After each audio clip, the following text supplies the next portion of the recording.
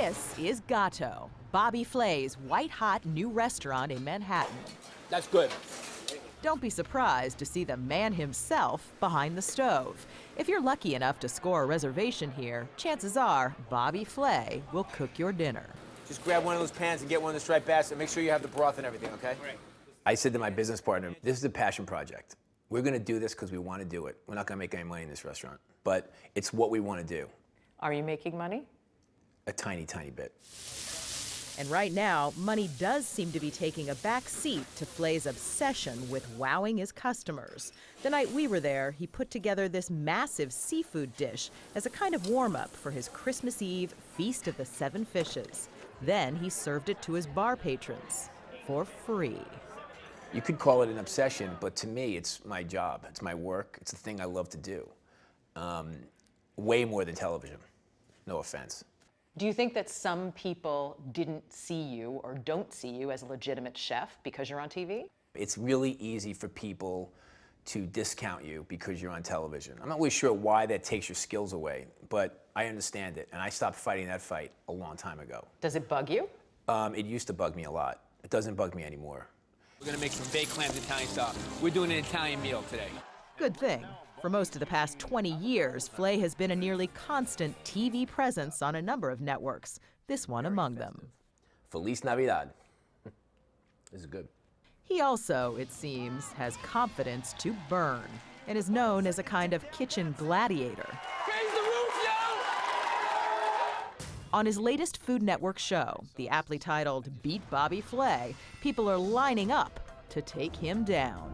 You're going down, Bobby Flay. It's go time.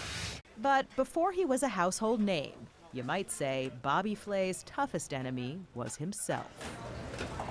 Born in Manhattan in 1964, Robert William Flay showed an early interest in cooking and not much else, except killing time with his pals on this New York City street corner. That's what kids did then in New York. We hung out, we ate pizza, we got into some fights, we played some video games. We got chased by the cops because our boom boxes were too loud. He flunked out of a series of New York Catholic schools, some more than once. Were you bored? Were you angry? You know what I mean? Were you like the angry young man who just didn't have time for school? Not really. No? I had nothing to be angry about, really. Maybe I was bored. I mean, I guess I was, because I wasn't interested at all. It was definitely my first job. He did manage to show up here on a regular basis, Mimi's Pizza on New York's Upper East Side, where he got a job as a delivery boy at age 12. You've told people that you graduated from UCLA. Yeah, UCLA. You know what UCLA is, right? University of corner of Lexington Avenue. It's right here. Truth is, he quit high school, and his father made him get a job doing grunt kitchen work at another restaurant. But instead of scaring him back to school, that little restaurant job changed his life forever.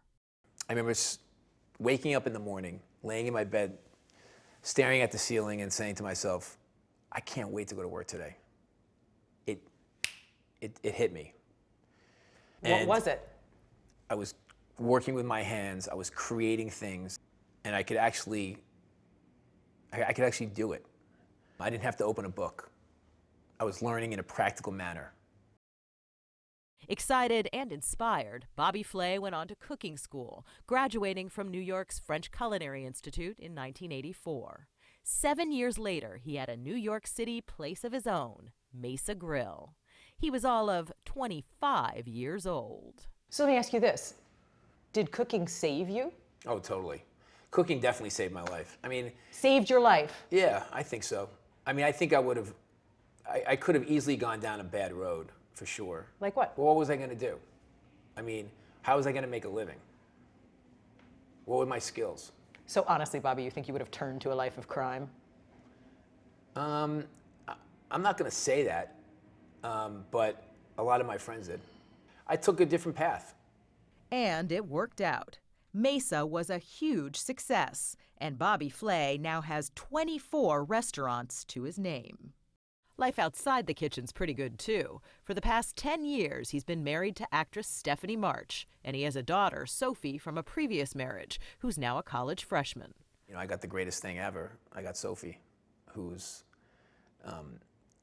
happily surpassed me in the educational world. But there are times when it seemed he may have stretched himself too thin. In 2008, a New York Times reviewer wondered if he'd taken his eye off Mesa Grill and took away one of the restaurant's 2 stars. Do you remember it clearly? Do I remember it? Oh, yeah. I was in a taxi when I found out that he was taking a star from me. Somebody called and told you? Mm-hmm. And it was a long day. I got really drunk that night. Still, Mesa Grill survived and flourished right up until the rent got too high and Flay was forced to close it down last year. The same thing happened with another place, Bolo, which left him with a hole in his soul that only a new restaurant could fill. And that was Gatto. There's no extra garnish or anything, just to let people taste it. Okay.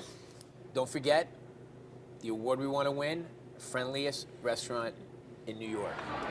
We have our wonderful Brussels sprouts with pomegranate molasses. Right after Gatto opened, a New York Times restaurant critic came calling again. This time, the review was glowing. So what'd that feel like in your gut to read that? It was an amazing, just, I could finally exhale. Mussel pasta, that's the underdog dish of the whole restaurant right there. Anyone who's tasted his food knows he's not afraid to spice it up. But Bobby Flay also knows how to savor the sweet. Pick up the risotto. It's the holiday time. It's a time when people are counting their blessings. Do you do that sort of thing? You know, I feel blessed and lucky every single day. You know, my father always said to me, think of the word content. If you can feel like you're content most of the time, everything is good. Are you content? I'm 100% content, plus a little more.